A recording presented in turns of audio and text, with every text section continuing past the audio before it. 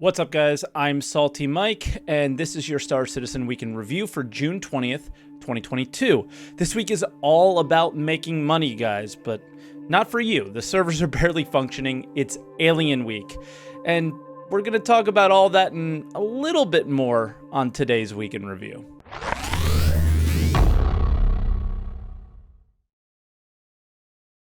And as always, if this is your first week in review, this is where I take all of the official news coming out of CIG each week and throw it into one video and share some of my opinions about those things. I also do live stream on Twitch, twitch.tv/SaltEMike. If you want to check that out, it's every day but Monday, starting at 6:30 a.m. Eastern Time. I also have a second channel on YouTube, SaltEMike 2. Feel free to check that out. And if you do want to support this channel financially, there's a join button below, and you can go ahead and do that. But we do have quite a bit to get through, so starting out with the patch notes. Well, there aren't really any patch notes to share with you. 3.17.2 has moved into the Evocati phase, and as many of you know, I'm in that test flight, and I will not be sharing any details with you because I'm under NDA for that. And I'm just happy to see that it's coming. We're moving towards a lot of those goals that we're looking forward to from the chairman's letter. And I think a lot of us know that 3.17.1 has been really a challenge to enjoy. There's some really good things in there, but a lot of issues that came out of the free fly, and we're looking to get those issues resolved. Hopefully they are in 3.17.2, and I will share with you about those notes and about that patch as soon as I can. Now, we do have a lot to get through with Alien Week, so let's jump into that.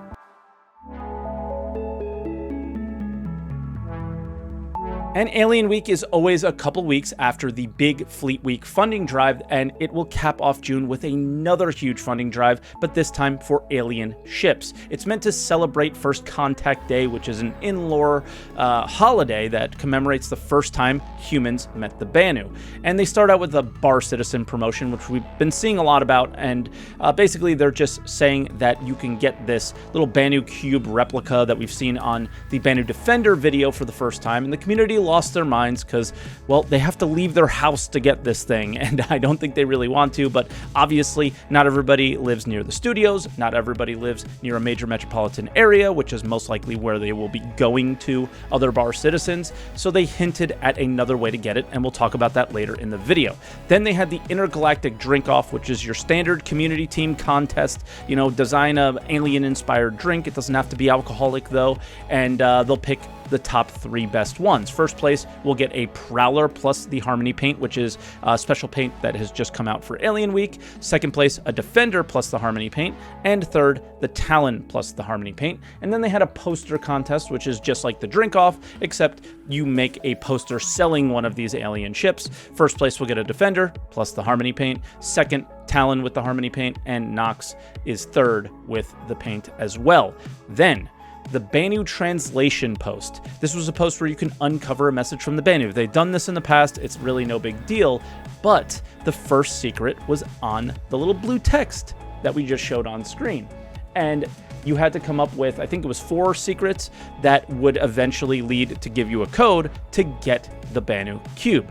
But one of the worst parts of our community, somebody and a group of people that I'm not a huge fan of and will not promote on this video whatsoever, found a way to figure out the code prematurely, and there were only 200 of these codes, and they scooped them up all instantly. And it basically ruined the community engagement that was happening, and they're also probably trying to make money off of these cubes. People are selling them on eBay and things. Given this, I bet none of these cubes are going to be rare anymore, and they'll likely easily be obtained in-game or on the website at some point. I would highly suggest against buying these at this time, given all that's happened. I'm assuming the community team will come up for a solution to the issue that arose today. Then moving on, we had the sale.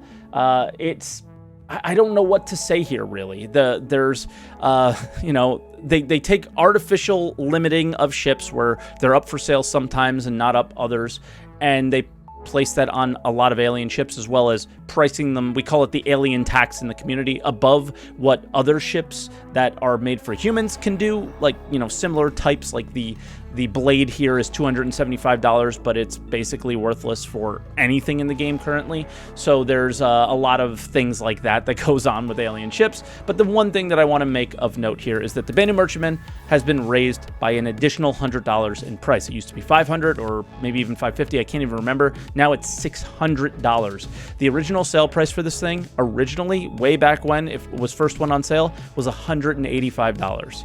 I don't know about you guys, but numbers like this just make me cringe. They're so big. It's so crazy for a video game in general, and then a video game of this status, right? That really is just nowhere from completion at this point. Is just blows my mind sometimes. Like when you take a step back and see those numbers occasionally, it's quite wild. The amount of whaling that's being done by CIG these days is pretty wild, and other games as well. But Star Citizen, still king.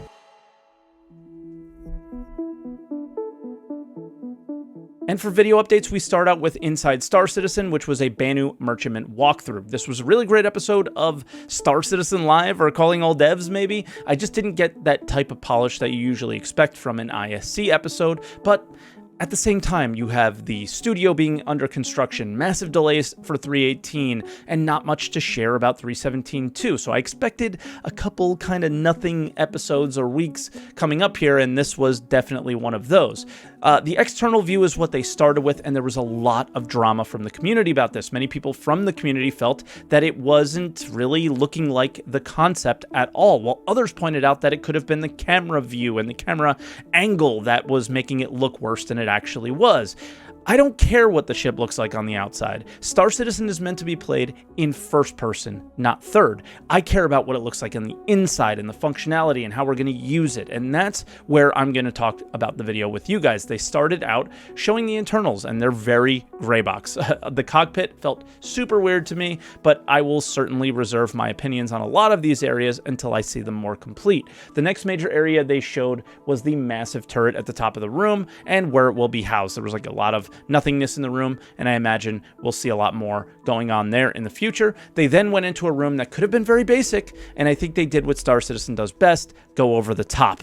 And they are having healing pools with ooze that will heal us instead of your traditional medical beds, which I found to be pretty cool. And then the part of the video that absolutely blew me away was the sheer size of the cargo hold. It's absolutely insane. 2,880 SCU apparently, just way bigger than the largest ship that we have in game, the C2. So this is going to be monumental changes to the way cargo is affected by trade and things like that with this kind of volume, right? They then finally got to a room that makes the whole ship unique, the bazaar area. It's basically where we will sell goods to NPCs, or maybe NPCs, players, I don't know, but it's basically like a mini mall in the ship.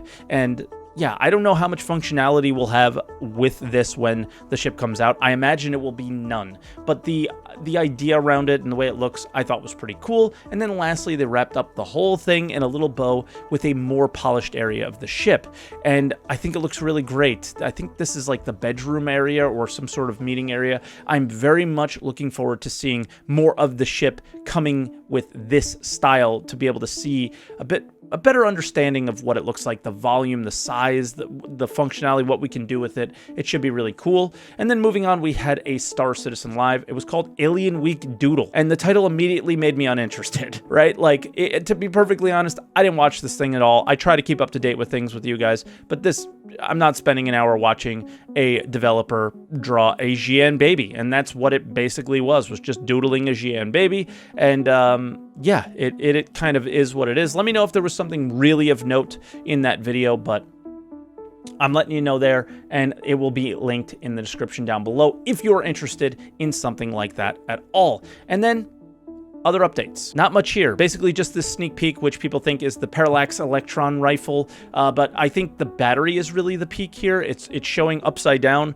that they're ideas that they spoke about in the past, where you'll take electron magazines or energy magazines and charge them via some sort of a battery in the future, instead of putting more ballistic rounds into a magazine like you would do traditionally.